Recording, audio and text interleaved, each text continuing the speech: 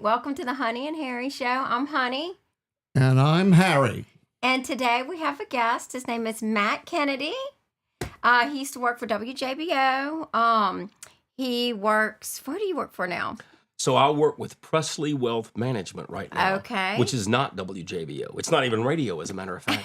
It's totally different. Okay, well, good. Well, I'm so glad you're here. Thank you for inviting me. This is cool. You like it? You guys have an amazing setup. Thank you. Thank you. Hey, if my wife's watching, she should know that I'm going to be spending some money after the wedding to build myself an in-house studio. Well, you can come help Harry anytime Harry, you want. you can come help me build mine. This is amazing. You can teach me and I'll help you. This is gosh. phenomenal. Well, why don't you tell us how you kind of got your career started? Because I think people, I'm interested. Right. How did all that get started? So people say, how in the world did you get into radio? Yeah. Right? How did you do that? Yeah. So Because that's what I'm thinking. it's Paul Harvey. It's the rest of the story. So my dad is a retired Baptist preacher. That explains a lot, doesn't it? There you go. Okay. What do they say about Harry's kids, about preachers' kids, Harry? I don't remember the phrase, but I know there's a cliche that goes with it. We're the best. Anyway, Yes. Yeah, the best. retired preacher's kid. Okay. So I grew up in Irwinville, Highway 190, out in West Baton Rouge Parish. My dad was the pastor of a small church. He also had a Christian school. I went to that school. But he decided in, I think it was 1984, Oh, wow. that he was going to start a religious radio station. Okay. Okay. And so he raised some funds, Lori, and he actually started a radio station. And he said, I want you to help me build the radio station. Harry, when he said, I want you to help me build the radio station, what I thought he meant was be a disc jockey. I want you to run some wire. No, here's what he meant. Here's a shovel. I need you to dig an 8-foot wide, 8-foot wide, Build. 12-foot No deep way. hole to put the foundation for the tower in. Oh, my gosh. So it was all this physical labor. But Yeah. he built it from the ground up.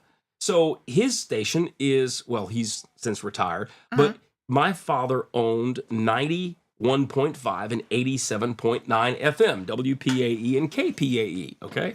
Oh, So wow. those were two religious stations that are still on the air now, and they play Southern gospel music. Well, when 91.5 came along in 1985, when we got on the air, it was September of 85, I sat down at the microphone, I went white as a ghost, and I said, you're listening to 91.5 KPAE. I was very nervous, right? Uh-oh. Well, yeah, like me. But Harry will tell you this, right, Harry? Yes. The bug bit.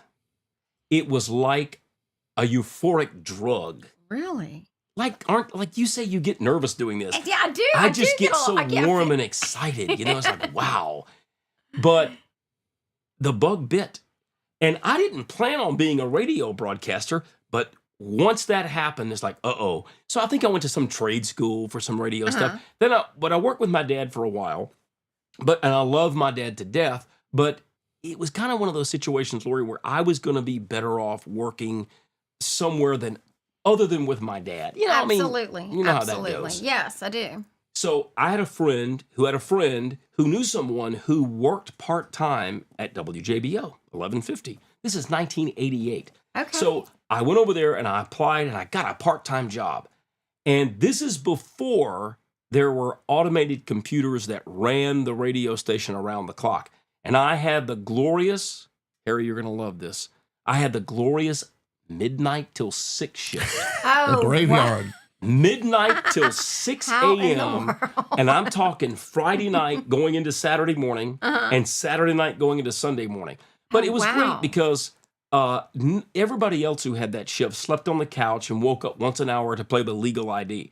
But I stayed wide awake. And I would also study. I was a studious person, getting my degree in journalism from LSU.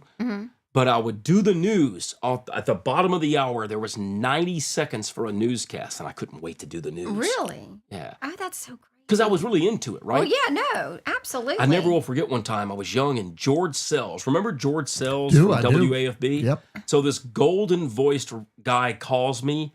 He had the hotline number. The hotline was reserved for VIP people, emergency. Like Harry Exxon had the hotline number if they had to reach us for something. Yeah. And George Sells calls me at like 1:33 a.m. and said, I just want you to know that was an excellent newscast you just gave. Your writing skills are tremendous. Keep up the good work. You would have thought I had gotten married or something. I was so happy. But it's things like that come along that make Well, you so yeah, happy. absolutely. And then that turned into a full-time job there. And then it turned into doing the morning show with Kevin Meeks. And when it was all said and done, I worked at WJBO 22 years. 14 of those, I did the morning show with Kevin. God rest his soul. He's passed on.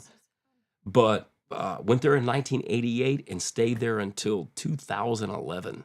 Well, I know Dad listened to you, right, Dad? On Yep, your way to morning work. drive. I would listen to it And faithfully. what were you saying? Some of the questions you had for him for some of the things they would do. Now, I have one question. Yes, Who please. was your craziest did you did interviews or guests? Or Oh, yeah, anything? all the time. Okay, so who was like the craziest person? Or can you say that? The craziest person I ever interviewed? Yeah, like a wild interview, like something crazy. Oh, you'll love this. I Okay? Can you? Just don't get. Oh, you should not start me down this path. No, I can tell this story. Okay. Although he's much bigger than me, he might beat me up. Oh no. No, this is a great story. So, well, when Katrina happened, I'll tell you two stories. Okay. This one's a serious one, then I'll tell you the cool one. Okay. So the serious one is, it's 10 o'clock at night, and it's the week after Katrina, or 2 weeks after Katrina hit. We had been on the air, as you know, nonstop. Yeah, that was WWL from New Yeah. Orleans was in our building. It was crazy and chaotic. It was crazy. Yeah. But it's almost 10 o'clock at night, and my cell phone rings, and it's my boss from the radio station, from WJBO, and he says, hey, I have a phone number for you, 202, whatever. He gives me the number, right? And so I reach out, and he says, by the way, you're calling the White House switchboard, ask for XYZ. They want you to be the pool reporter when President Bush comes to Baton Rouge tomorrow. Oh, wow. Now, for those who don't know, pool reporter, all that means is instead of having, 14 people there as radio broadcasters, they have one person. And then you bring the cassette tape or the recording, whatever, back to the studio. You pull the sound bites, and then you upload them to like ABC and NBC and CBS radio, and then they distribute them, okay? Okay. Do you want to do it? I said, nah, it's just the president. I don't want to do that. So, of course, I said Of course, yes. yeah. So I called this number, Oh my gosh. and the lady says, we need to gather some information. Harry, you'll love this, buddy. Social Security, date of birth, a few other questions. Okay, we'll call you back with clearance in about 10 minutes. Oh. 10 minutes later, okay, you have your clearance. Meet on the tarmac at 7:15 Baton Rouge Metro Airport tomorrow morning. I looked at my wife, Alyssa. I said, what do you think they knew about me, and found out about me in that 10 minutes? Everything. Probably every girlfriend I've ever had, every check I ever bounced, every bar tab I skipped out on. I never did it. I'm just kidding. But think about it. It was so cool. Yeah, So I that go out there is. that morning, and this is obviously, a couple of weeks after Katrina. So we get on the tarmac, we're waiting, and these huge German shepherds come out, and I'm there with one TV reporter and one newspaper reporter.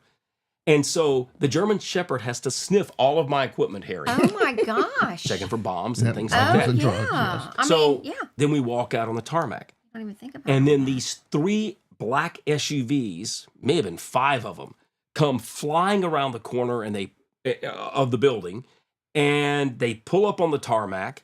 And a few minutes later, here comes this beautiful 747, and it lands. Oh, wow. And they said, follow. And this Secret Service agent had walked over, and he said, okay, follow me. We're going to stand under the wing of the aircraft.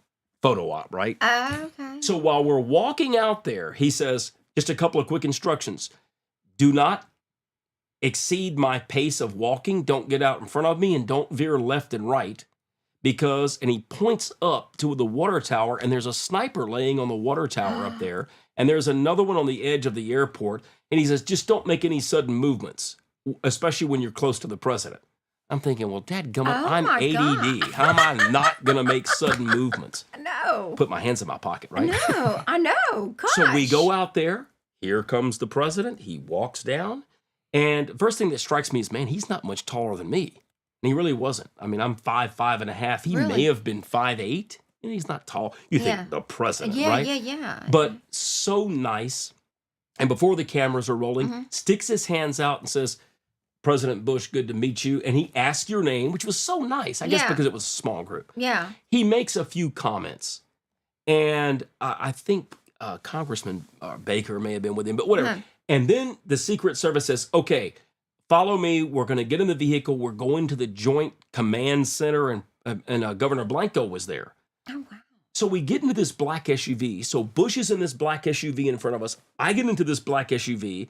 These guys peel out, and before I know it, we're up on the I-110 doing 100 miles an hour. Are you freaking out? And I asked the driver, I said, should I talk? They may shoot me. No, they might. I said, just a quick question. So why are we going so fast? Because there's cops everywhere. Every exit is blocked. Every exit, every entrance ramp to 110 is blocked. Now, it's Sunday morning, so it helps anyway. Yeah, right? yeah. He says the less time we're up here, the less danger it is to the president. So after we drive like a bat out of hell, and we get down, we go into the Joint Command Center, and he gives us a few more comments. Then he goes in and meets with Governor Blanco, and that's it. But Harry, it was the most amazing thing to watch the military precision with which they move. It's mind-boggling. That's amazing. They're just watching everything. But that was a cool. And then I went back to the radio station, pulled out 4 or 5 sound bites, and sent them up. But that was my chance to meet President Bush. That is so amazing. And he was genuinely a caring and kind man. You were impressed You could with just, him. you could just tell he wasn't some aloof, I'm the president. Oh, yeah, no. Like, it was almost like, we're going to stop at Subway on the way out if that's cool. He would have been fine with that. That was a cool news moment. No, that's amazing that you got to do that. That is so cool. But my actual favorite interview, okay, it wasn't wild or anything. Ed Buggs interviewed Monica Lewinsky. I didn't do that. Thank goodness. Yeah. That's crazy. But she told him before the interview, you can't say anything. You can't ask any questions about the thing that happened. I'm like, well, then why are we interviewing you? Anyway. Wow, you're so funny. So anyway, WJBO studios now are off of College and Corporate in the iHeartMedia building. We used to be downtown. For years, we were on Florida Boulevard where the City National Bank, it's not City National anymore, it's Chase Bank, where the City Club is, you know. Yeah. I know exactly. If you're rich enough to know what the City Club is. Well, you know. I've been there for a long time. Yes. It's not me, but I've been invited. Probably some of Catherine's friends, too. Probably so. Probably some of their friends. So George Jenney at the time owned WJBO. He calls the studio. He goes, hey, Don King and Mike Tyson are next door, and they're at the Camelot Club. Oh my if you want to gosh. grab your tape recorder, you might can go over there and get a quick interview. No way. Yes. And Oh my if you ask me gosh. the year, I'll forget. But do you remember the fight, Harry, where Holyfield and Tyson fought, and Tyson bit Holyfield's Yeah, the ear. The ear Yes, thing. I remember This that. this was right before that. Oh, Okay. really? So I grabbed my tape recorder, eager young reporter, and I go across that's so exciting. All I did was cross the street. Yeah. It was right across the street. Yeah. I go into the bottom tower, and I push the elevator to get on the elevator, just to get, I think it's on the 24th floor, and the doors open at the bottom. And in the elevator are 2 extremely large men, one short, barely taller than me, incredibly thick-armed Mike Tyson, and this dude with tall hair, Don King, right? And I've got my tape recorder and I've got my microphone, and it's got what we call the flag on it. Yeah, back in the olden days. But it's got the microphone flag, which has WJBO. So they know I'm not some weirdo off the street. Yeah, They can see Right. it's a microphone. It's a radio or TV station emblem. And I said, oh, hey, Mike, can I ask you a couple of questions? And I'm stepping toward the elevator, and one of his bodyguards takes his fist and just pushes me back. Okay? I mean, he doesn't know, right? And Tyson looks out the elevator, looks left, look right, goes, he's okay. Come on in. Oh, no way. Exactly like that. He's okay. Come on in. He's a short little white guy. What can he do to me, right? He's okay. That is so So funny. I step in the elevator, and they push the up button. Tyson puts his arm around me. I swear to God, his Were you arm. scared to death? Nah. But his arm must have weighed 50 pounds. It was about this big around, rock solid muscle. But, Really? But I'm 5'5.5". I bet you he wasn't. He was listed as 5'9". No, He's not very There's tall. no way. Maybe 5'7". Yeah. Really? Solid as a rock. And so I said, so you have a fight coming up with Holyfield. How do you feel? He gave me a couple of words. I mean, a 24-floor elevator ride doesn't take long. No. I asked Don King a quick question. I said, "Thank you very much." The door is open. And he goes, "Good job." It didn't last more than 2 minutes, but it was like, I just interviewed Mike Tyson. No, that is the coolest thing. It was so neat. That is so but it's cool. the fact that the bodyguard was about to beat me down. He's okay. Come on. Yeah, everybody laughed. That is Whatever the boss hilarious. says. I love that And I story. see him in movies and stuff, and I'm like, I wonder if he remembers that little short guy that tried to interview him in Baton Rouge. Oh my gosh, I love that story. That's Yeah. so cool. So, Dad, what's one of the I know you had, what was it, the Friday night? I mean, the Friday free Speech Friday or thing? whatever Was it was. nuts, What wasn't was it? Oh, it was weird. It was entertaining, but I didn't know the clientele that was calling in. So, but We there didn't was, either. there was somebody that called in all the time and said somebody needs to wake up some Willie sheriff Graves. or something like that. And tell him who murdered the baby, Matthew Populus. It was an ongoing criminal investigation for years Really? in Livingston Parish. All right, so full confessional. Free Speech Friday, I actually stole that. Mm-hmm. Kevin Meeks and I did, from a guy that did a radio show in New York. And he used to have this segment, and he would call it Radio Graffiti. Oh. Well, I didn't want to rip his name Yeah. off. Okay. And so we actually just came up with the idea of Free Speech Friday. David Tyree worked with us for a while, and David Tyree would actually do it from Free Speech Alley at LSU. Were you working out there then, Harry? I was You a might have student in the vintage age of Free Speech Alley, and it was fabulous. You Oh, know? yeah. Woody Jenkins and crazy. who's that guy from Metairie who was KKK? been. Oh, David Duke. David Duke. Yeah. They would have it out there on All the Friday. time. Yeah. And everybody told you were going to hell or going to heaven or become Buddhist. It didn't matter. In Free Speech Alley. Right. So Kevin and I came up with Free Speech Friday because of Free Speech Alley, right? Uh-huh. So it was real simple. You get one sentence and one sentence only. Don't curse, because we have an 8-second delay, and Yeah. So don't curse, don't be too ugly, and don't be vulgar, right? The show is PG-13 at this point. Yeah. Unless you had a song. And if you had a song, you could go more than one sentence. Really? I don't think I've ever said this before. It was the highest rated hour of the week that we had. I don't care if I interviewed Monica Lewinsky or Mike Tyson or President Really? Bush. It was amazing. Isn't It that was funny? one of the highest rated hours in radio, period, in Baton Rouge at the time. That's Not just talk radio. People told me, "Oh, I don't listen to you that much, but I listen to the thing on Friday. That's really cool." that's their favorite thing. It was crazy. And we Yeah. had the regulars who would call and say the same thing. Really?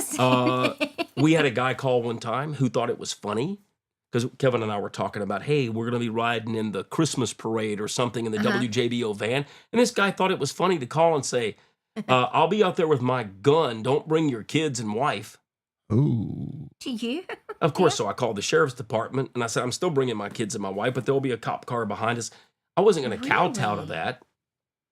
But he thought that was a joke. And he called back off the, "Oh, I'm really sorry, man. I was just Really? joking." I said, "You don't joke about things like that." Crazy. No. You know? Oh, God. Poor Alyssa, huh? Nah, she toughed it up.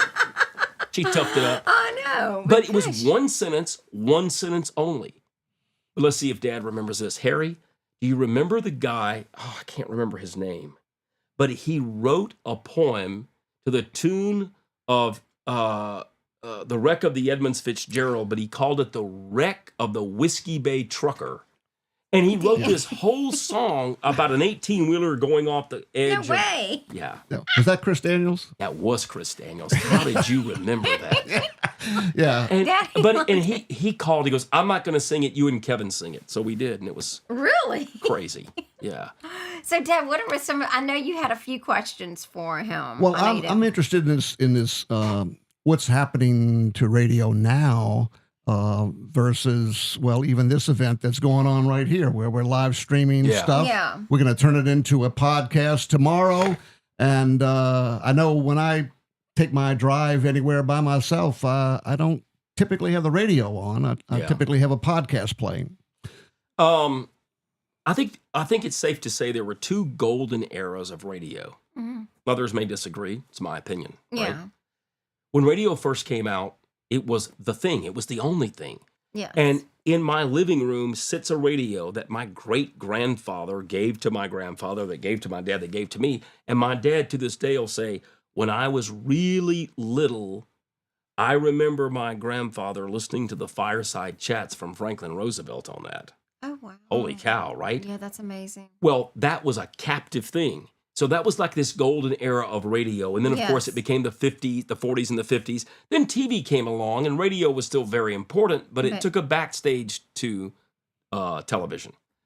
But the second golden age of radio, I firmly believe, happened when Rush Limbaugh came around. Okay. When was it? When was that? 19, when did he start, Harry? 88? Something like that. The Late 80s, WJBO was yeah. one of his Okay. original, like 50-something nationwide affiliates, one of the first ever. And he absolutely saved AM radio. If Rush Limbaugh had not come along, AM radio would have died in the early 90s. But he saved AM radio, and he gave it this second revitalization. And now what's happened is, you nailed it, podcast, your cell phone.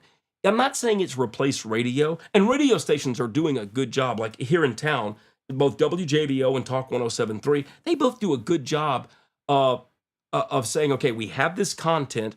Now we'll let Harry cut it up into sound bites for us, and we'll put it onto a podcast or put it on YouTube, right? But what's happened is everything used to be, if you want to hear this, you hear it now. Whereas now, it's I want to hear it on my time. I want it to be an on-demand type of thing. And so the radio stations have had to learn, if you interview someone, you can put it into multiplicities of places. Harry, you know who's best about that in Baton Rouge? Who is? The sports talk station, ESPN Radio. Oh, yes, very much so. They have done, Gordy Rush and those guys have done an amazing job there because they have a setup. It's not this fancy, though, Harry. But they have a we're setup special. where they broadcast on YouTube. They even broadcast on TV, I think. Right. But then Matt Moscona interviews someone. Then he goes on what used to be Twitter, right? And he'll post it there, and he posted on Instagram. He posted on. So they live in all these places. Yeah. That's the future of the medium. Yeah, I think they call it repurposing content. That's it. And they're the best at it I have ever seen of anyone. Yeah, but aren't you still on the radio? Only on the weekends. Only on the weekends. So that's a natural segue, right? Yeah. In Very 2011, I left WJBO. I parted on great terms there. I just got, I don't know how to describe this except to say it this way. Sometimes you just want to prove that you can do something somewhere else, Yeah. okay? And so Gordy Rush knew me, had known me for a long time. He goes, dude, here's the deal. I want to start a talk station. Come help me start it. Give me 2 years. Well, I was already working only part-time at WJBO then. I was no longer the program director. I had pretty much committed to being full-time with Christy Smith, the founder, and my sister from another mister at Presley Wealth Management. So I was working there full-time, but I was just doing the morning show at WJBO because I had made a commitment through that time period. And I was going to leave and go full-time and get out of radio in 2011. And Gordy said, look, give me 2 years. So we started Talk 107.3. It was a blast. We went from, when we turned the station on, the first ratings book, we were 17th. When I left, we were the top 4 station in the city. Oh, wow. And that just made me feel great. I So we mean, quickly yeah. built a huge following. Yeah. But in 2013, I said, I can't keep doing 2 jobs because it was exhausting to wake up at 4:30 in the morning. I can't. Somebody imagine, said, yeah. what's the best part of not working in the morning? I can see an entire Monday night football game. That's great. But I will tell you, working all those years at WJBO, Harry, you'll love this. What time did you have to be at work when you worked there? So we went on the air at 5:30. I typically got there at 5, so I got up around 4. Oh, wow. But I was always typically, except hurricane coverage, 9/11, all Yeah. that, I was typically home by 1:30, 2 o'clock in the afternoon. So I could Yeah. always pick my kids up from school. I That's was so there for good. dinner every Yeah. night. That was Yeah. great, you know? Yeah, that is a good thing. Different hours. Yeah, but tell us about, like, I know Katrina. Like, what did y'all Oh, get to Lord. do during that? Because that's so interesting, you know? Because our family's from New Orleans, and Yep. I just remember some of my cousins. We went driving down. I think it was in the 9th Ward because they were at school at Holy Cross at the time, and we went and looked at everything. And we were walking through the school, and everything had just gotten flooded, and some I think it was like some army people with like machine guns. They were like, y'all got to get out of here. It was bad. Like, yeah, it was bad. So we had to leave. And this was like, it was during Thanksgiving. We had gotten in one of, I think my aunt's van or something. And then my cousins took us down there because we wanted to see what, kind of what happened. And it was terrible. So what was some of the stuff that I'm sure you saw, like But you know what's weird? a ton of stuff? I did, but it was after the fact. As a matter of fact, we were on the air so long that I don't remember any television images. We didn't have a TV in the studio because we were running on generator power, and we had this massive generator, right? Oh, yeah. But we had bodies stacked on top of bodies there. Because what happened was Okay. Clear Channel, who owned, now it's iHeartMedia, Mhm. we had radio stations in New Orleans. Well, they got flooded. But also our competitor at WWL, and they were owned by Intercom Media at the time, they flooded. They couldn't stay in their studios. Now their transmitter was on the air, at least WWL's was. So our leadership at Clear Channel said, we're not competition anymore. We're out to save lives, right? 100%. Yeah. So get up here and we'll make room for you. So in one day, Harry, this is amazing. In one day, the engineers turned 2 production studios into live broadcast studios. Oh, wow. Basically got them wired to transmit back to their transmitters. And I never will forget that when Katrina was hitting New Orleans, they could not get up here this fast, but we could broadcast to them. And so they just put me and Kevin Meeks on for like 12 hours on WWL. Oh, wow. And I remember, I think Kevin and I did something like 26 straight hours. Well, you had to. You couldn't drag us out of the chair. Even if you had said, you sound tired, you need to leave. I looked down and there were like 2 tuna fish cans and like 6 bottles of water. I'm serious. But in the moment, you don't. People say, do you miss being on the radio? Only during hurricane coverage. My wife loves having me home now.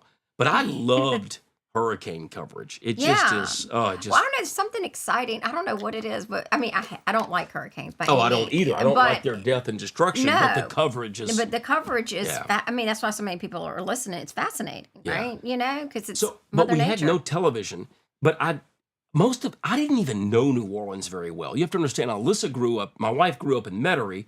Went to Saints games. I know a little bit. But when people said things like the lower 9th Ward or the 17th Street Canal, I didn't know what they were talking about. I knew where the Superdome was, and I knew where Pecan Avenue in Metairie was because my wife grew up there. Yeah. That's, Mount Carmel. Sorry. Mount Carmel, That's snooty all-girls school. I knew about that. My cousins went to school. Where my wife went to school. Were they Pink Panthers?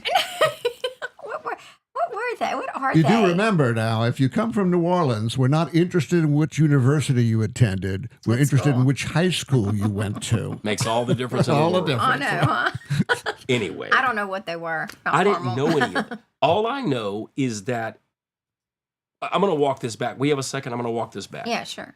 I never will forget going to bed. Katrina hit on a Sunday, didn't it? Or Monday? I can't remember. Yeah, the it was day. a Sunday, Monday thing. Right. Saturday night, went to bed. Katrina was a Category 3 storm in the Gulf of Mexico. I flipped the television on probably 6 o'clock, 6:30 Sunday morning, and it was a Category 5. It was a monstrous hurricane. And I said to Alyssa, I'm going to the station. She goes, now? I said, yes. I said, this storm is going to crush New Orleans. I remember just seeing that and saying that. Yeah, you knew it. Of course, the Weather Channel was saying that too. So I drove to the radio station, and I had called Kevin on the cell phone on the way there. I said, dude, I don't have anybody else to help me, but if you don't mind, we need to get on the air. I said, because I don't think people realize how much this has changed overnight.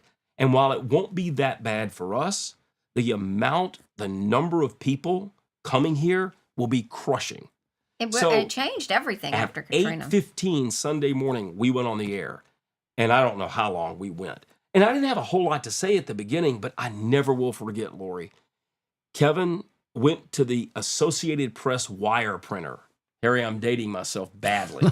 Wire printers, Once yes. upon a time, there was actually a printer in the back, a dot matrix printer, made that sound. Really? And anytime there were bulletins and stuff, it would just automatically print. So you'd walk to the back, you'd rip it off, and you'd come back in. And when it was breaking news, we joked and called it rip and read. So Kevin ripped it off and came in and he said, I cannot believe what I'm reading. He goes, I'm going to read this to you. This is directly from the National Weather Service. And it was like, there will be significant, there will be significant loss of life, et cetera, et cetera, et cetera. It was so sobering. And this is probably chills probably about 1 o'clock in the afternoon when all this was, because we started broadcasting at 8. The city woke up and realized, and Mayor Nagin, how bad things were. Mm-hmm. And I never will forget, at dark 30 at 8 o'clock at night, Kevin and I are still up there broadcasting, looking out the studio window right over I-10, and the cars were moving 1 inch an hour because of the evacuation. Yeah, well, yeah. I drove home. We live in Prairieville, and it was late, and I pulled into the Exxon at the corner of Highland and Old Perkins to get some gas. Didn't get gas there because everyone else was, and there were people just sitting there camping. And the guy says, we were a mile down the road 6 hours ago. It was a mess. And I thought to myself, my God. So the next morning, I was able to get back. But I think I went to I may have gone to the old bridge or something. I don't know. I made my way back to work. But I don't know how you did that either. Yeah. I didn't actually see images on television until the next day after it hit. Real quick, though. Originally, everyone who was in the studio from WWL, when the storm came, remember it turned to the east. Yeah. And they all thought we're good. Yeah, we all thought everybody it's just going to be. It's not going to be a big deal. It wasn't nearly as bad as we thought. Yeah, no. But I never will forget when. I'm going to go blank. Why am I blanking on his name? Garland Robinette. That wasn't Garland Robinette, was it? Who? The talk show host at WWL. I'm going blank on his name. I'm so sorry. No, maybe it was Garland Robinette. It sounds familiar. I think that was. When I was in the room and it was a commercial break, and the news director walked in, because we were in a commercial break. The news director said, oh my God, the 17th Street Canal just broke. That meant nothing to me. I didn't know what the 17th Street Canal was. And I looked at Garland and I said, where's that? He goes, that's going to flood half the city. Yeah. And I could see the terror on their face because they were from there. They knew that the worst was yet to come. So it was funny. The storm passed. We felt euphoric that we were okay. And then boom, it just all fell apart. Yeah, and all the horror stories. Oh my God. Oh my God, that was just, gosh, I just remember. You talk about chills. So we were about all that. Most of their stations in New Orleans got knocked off the air, but we were simulcasting on WFMF 102.5. Okay. And we were taking calls from listeners. What are you seeing? Lori, I got chill bumps when a lady called, said her address, and she was in New Orleans, but because there were so few stations on the air, she could pick up WFMF. And she gave their address, meant nothing to me. And she says, I'm in the attic. I've got 4 kids and the water's coming up fast. Please, God, get somebody to us. And so somebody in the newsroom called the state police, and they called the police, and the police said, we already heard, we're listening, we're going. They were listening to us to hear where people were calling from. Thank God y'all were on the air. It was incredible. Thank God. And you felt horrible, but at the same time, you felt like, yeah, but you were helping people. I'm helping people. You are. No, right. it was crucial. Yep. Crucial that y'all were on. You had, that was I had one of my friends, her husband was a doctor, and I remember he went down there during all that to help. It was just the amount of craziness that everybody had a job to do back then. It was crazy. My wife and I went down there about 2 months later, and I just couldn't believe Yeah, that's kind of how we did. I was like, you've got to be kidding me. The scale. And then, of course, Gustav and Isaac, those were bad for us here, but not to the scale of that. So sad. Such destruction. Yep. Well, so I talked to your wife. Oh, dear Lord. This could be bad. And I talked to your other wife, Catherine. Oh, Lord, both wives. I'm teasing. So I hear you can play several instruments. You're multi-talented, right? So I can play the piano. Uh-huh. I used to play the saxophone. I'm trying to learn it again. I can play the drums, but I can barely dance. It breaks Alyssa's heart. Well, but we took dance lessons. I hear you're taking dance lessons. Getting better. It's the least I could do. He kind of sounds like you. Dad plays a lot of instruments. I can't dance. But Dad cannot dance. Wait now. Let's get this straight. 4 margaritas and I can dance. No. Yeah. No. 4 margaritas. No, it's very awkward. It's embarrassing. More than 2 and you're in trouble. No. Yeah, right. And then also here you have 2 special babies, do your I little ever. puppies. Oh, you didn't mean my kids? Oh, we know your puppies. Oh my gosh. I do have the world's greatest dog. I know. So Really. they were saying what Momo is that? So Mia is a Mia? border collie. Okay. Mia's 9. You ever owned a border collie, Harry? Yes, we did. We did, A actually. mix, you know. Yeah, They're so the- Very smart. bright dogs. and they're ADD and hyperactive like me. Yes. Actually, they're And very hyperactive, bright. but they're incredibly bright. Very bright. So she's 9, slowed down a lot, but she's the love of my life. And then Penny is our, oh my gosh, Heard it's Penny. her birthday today. Penny is 5 years old today. Penny's a little bad Yorkie, spoiled rotten. Oh, I also have a son and daughter, if that matters. Yeah, well, I know. That's it. And look, I don't know your son, but I love your daughter. Yeah, she's So doing great. she's Getting the best. married Yes. in April. My son's 29. He's not getting married tomorrow, but And we showed her invitation on my last show. oh, Yeah. nice. We did. Yeah. We did. We're very We did. blessed, though. And my wife and I just celebrated our 30th wedding anniversary. Wow. We I took know. off and went to Biltmore for a few days. So that's okay. So y'all It's went. incredible. I've been there. It's a great place to go broke Did you fast. see the dog herding the sheep? No, You'd miss that? I missed it. Oh my gosh, it was a border collie. That's what they have sheep. You can go. I saw the sheep. I didn't see the border collie. They have a little thing where they show the border collie. When we went there, they did that and they were like herding the sheep. It was so cool to watch. That's neat. Yeah. Missed that part. It's a beautiful place, but yes. bring 2 wallets. Oh yeah. Harry, I'm not kidding. Holy cow. I don't hold the wallet. Would you like an old fashioned? That'll be $29. Oh, I know. It's everything. wow. Yeah. Oh, it's crazy. But it was one of the best old fashions I've ever had. Yeah. And so right now, I also hear that you're kind of a runner for Paperwhite. Oh, yes. I am the Uber driver for Paperwhite. I hear that's what you're doing too. I just do what I do what You keeps do whatever they say, huh? I do what keeps them happy. I'm so proud of them, though. They've done such an amazing job. Oh, I know. Really. I know. They both deserve all the success in the world. And they're doing great. They are, and I just love both of them to death. And thank you for being here today. This is fun. This has been great. You were worried we wouldn't have enough to talk about. I was very intimidated give me because a break. you've had such an amazing career. But Alyssa said I would be fine, and I was. Yeah, it's fun. Dad, I mean, do you have anything else you wanted to add? Yeah, I was or going ask? to ask Matt if he had any advice for a fledgling radio thingy, whatever we're doing here. no, you're kicking butt and taking names. This is amazing. I mean, It's phenomenal. I even like what brand microphone is this? I love it. They're both Sennheisers. I should have guessed. Yeah. well, you have to come back. German though. microphones. I'll Oh. come back. Yeah, you have to come back. We had to get Alyssa on.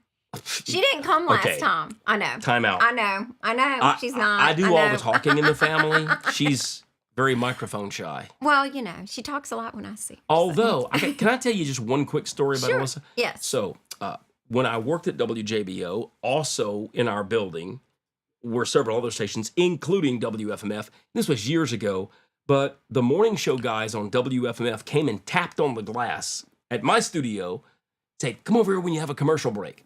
So I had a commercial break and ran to their studio right across the hall, and they said, "Hey, we're going to get Kenny G on the phone." Oh, wow. And Kenny G. yeah, Kenny G.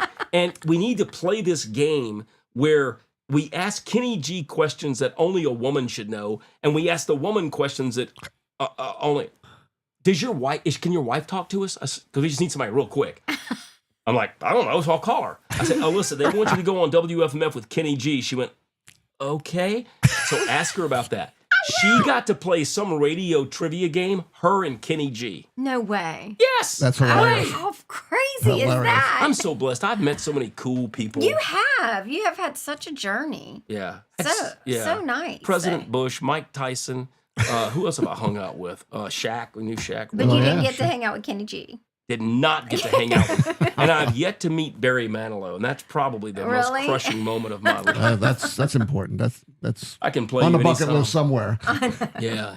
Well, thank you so much. I appreciate it. This is a blast. Thank y'all for having me. Oh, absolutely. Harry, keep up the good work. I may employ your skills editing our radio shows. Well, get them before they evaporate. I'm getting older by the day. Nah, you're just getting ripe. It's all good. Thank you so much, Matt. God We bless you. appreciate Thank it. you both. Thank It's you. been such Good a night. pleasure. Yeah, thanks Thank so you. much. You too. Bye-bye.